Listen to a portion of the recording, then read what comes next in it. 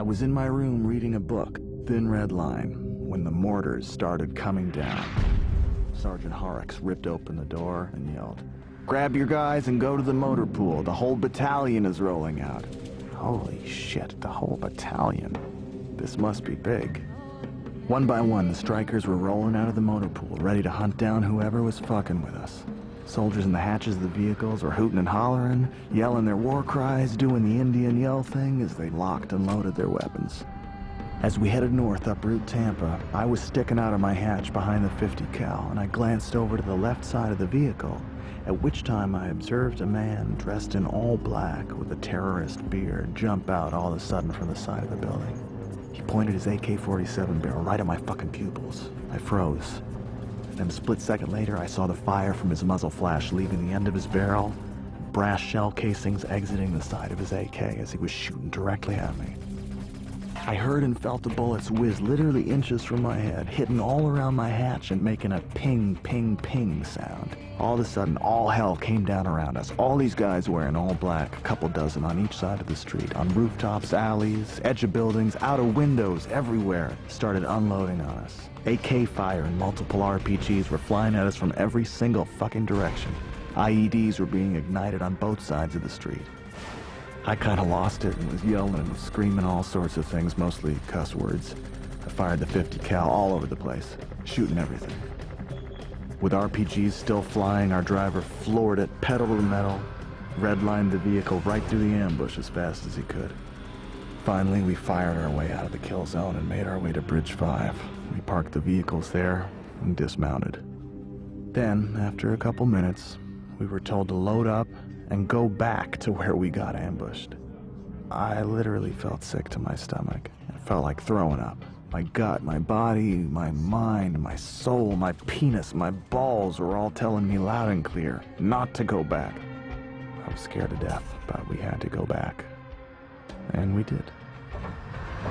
We rolled back to the area where we just dodged death. We were taking fire from all over. I fired and fired and fired and fired and fired at everything.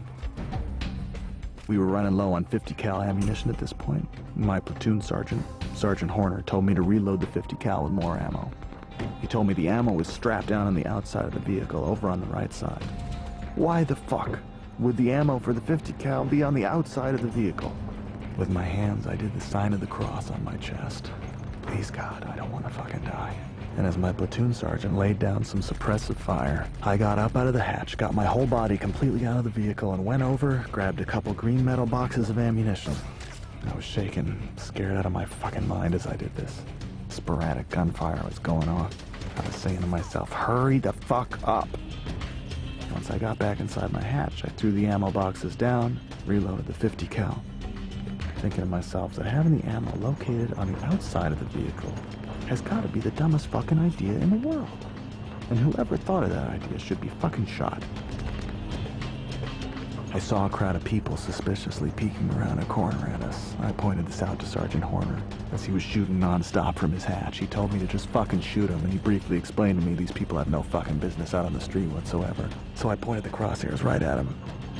Then I moved it to right above their heads and fired a burst. Got them to disperse in a hurry. I could tell that they were just spectators. Down in the hatch, I was frantically scanning my sector when suddenly, about 300 meters away from us, I saw two guys with those red and white jihad towels wrapped around their heads, creeping around a corner.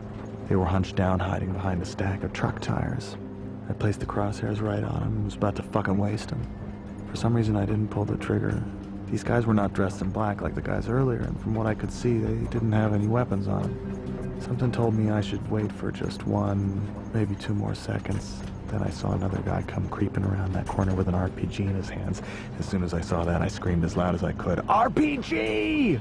My crosshairs were bouncing all over, so I gathered my composure as fast as I could, put the crosshairs on him, and engaged him with a couple good 10-round bursts of some 50 cal right at him. Nobody moved from behind those tires after that. We had to return to Fob Merez as we were running extremely low on fuel, ammo, and water, so we all mounted up and drove back to the Fob. I was smoking like a chimney. My nerves were completely shot. I was emotionally drained, and I noticed that my hands were still kind of shaking. The stars were now out over Mosul, and I decided to go sit by myself and stare at them for a while.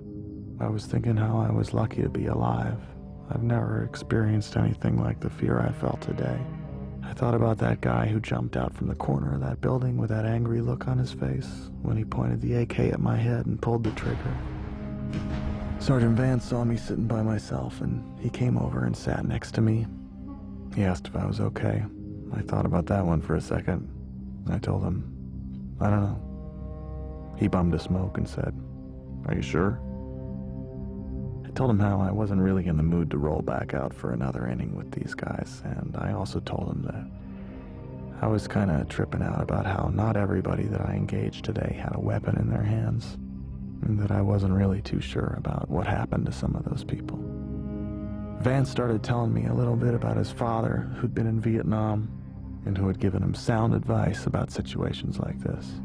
Put all the things that bother you and keep you awake at night and clog your head up. Put all those things in a shoebox. Put the lid on it and deal with it later. I walked back to my room, thanked God, passed out on my bed. I've put the events of that day in a shoebox, put the lid on it. I haven't opened it since.